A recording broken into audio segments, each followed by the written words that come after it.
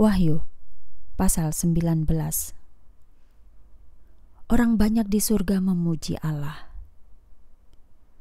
Setelah itu aku mendengar suara yang nyaring seperti sekumpulan besar orang di surga berkata, Haleluya! Keselamatan, kemuliaan, dan kekuasaan adalah milik Allah kita, karena penghakimannya benar dan adil, karena Ia telah mengadili pelacur besar itu yang merusak bumi dengan kebejatannya dan telah membalaskan darah hamba-hambanya kepada pelacur itu. Untuk kedua kalinya mereka berkata, Haleluya! Asap pelacur itu telah naik sampai selama-lamanya. Lalu ke-24 tua-tua dan keempat makhluk itu sujud dan menyembah Allah yang duduk di atas takhta dengan berkata, Amin. Haleluya. Kemudian terdengarlah suara dari takhta. Pujilah Allah kita, hai kamu semua yang melayani Dia, baik yang kecil maupun yang besar, yang menghormati Dia. Pesta perkawinan anak domba. Lalu aku mendengar suara seperti sekumpulan orang banyak, seperti bunyi air bah, dan seperti bunyi guntur yang hebat, berkata, Haleluya! Sebab Tuhan Allah kita yang Maha Kuasa memerintah. Mari kita bersukacita dan bersorak-sorai, dan memberikan kemuliaan kepadanya, karena hari perkawinan anak domba sudah tiba, dan pengantin perempuannya sudah siap. Kepadanya telah diberikan kain linen halus yang bersih dan cemerlang untuk dipakai, karena kain linen itu adalah perbuatan benar yang dilakukan orang-orang kudus.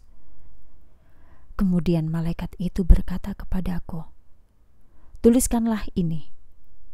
Diberkatilah orang yang diundang ke jamuan perkawinan anak domba. Dan ia berkata lagi kepadaku, Ini adalah kata-kata yang benar dari Allah.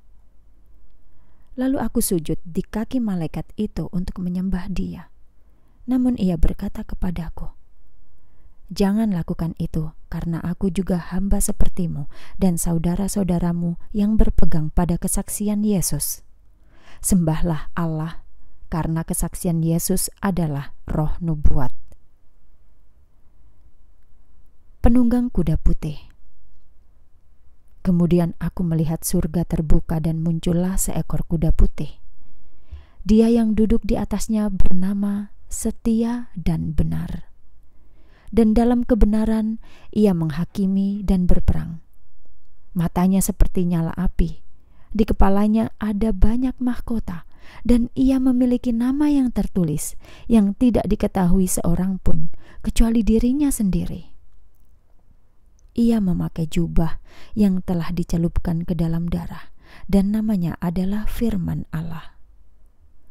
Seluruh pasukan yang ada di surga mengikuti dia dengan menunggang kuda putih dan berpakaian kain linen halus yang putih dan bersih. Dari mulutnya keluar sebuah pedang tajam yang digunakan untuk memukul bangsa-bangsa. Ia akan memerintah atas mereka dengan tongkat besi. Ia akan memeras anggur dalam batu kilangan, yang adalah murka Allah yang Maha Kuasa. Pada jubah dan pahanya tertulis nama ini, Raja atas segala raja, dan Tuan atas segala tuan.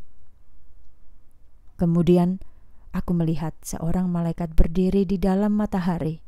Ia berseru dengan suara keras kepada semua burung yang terbang di langit, Mari, berkumpullah untuk ikut dalam jamuan makan besar Allah, supaya kamu dapat makan daging para raja, daging para panglima, daging orang-orang kuat, daging kuda-kuda, dan mereka yang duduk di atasnya, dan daging semua orang, baik itu orang bebas maupun orang merdeka, orang kecil maupun orang besar.